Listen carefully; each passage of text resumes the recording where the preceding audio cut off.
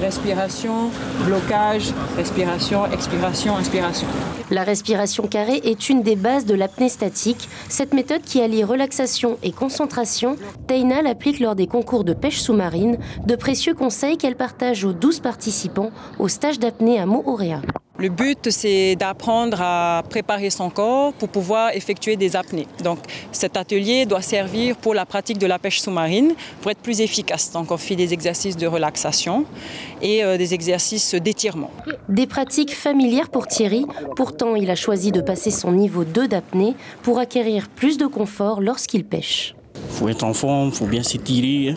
Parce que après, quand tu vas, tu fais tes plongées. Après, il faut vraiment que tu sens que tu es bien. Donc, les poumons bien remplis et tout. Voilà. Le risque majeur dans ce sport reste la noyade. En cas de syncope, il faut savoir prodiguer les bons gestes, retirer sa ceinture de plomb ainsi que celle de la victime, maintenir sa bouche fermée et remonter à la surface.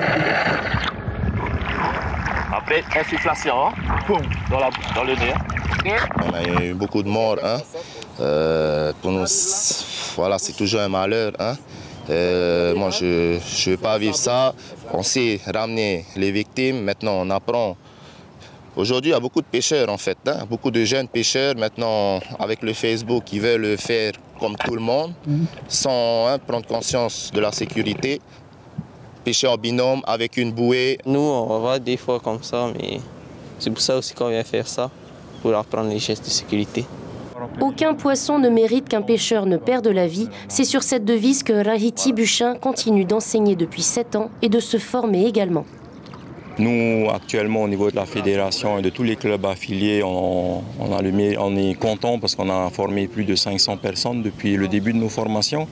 Et sur toutes ces 500 personnes, toutes sont encore en vie, donc c'est une grande fierté pour nous.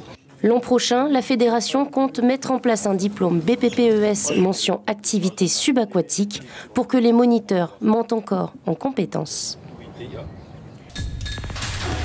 L'information en continu sur Polynésie la première, Internet et réseaux sociaux.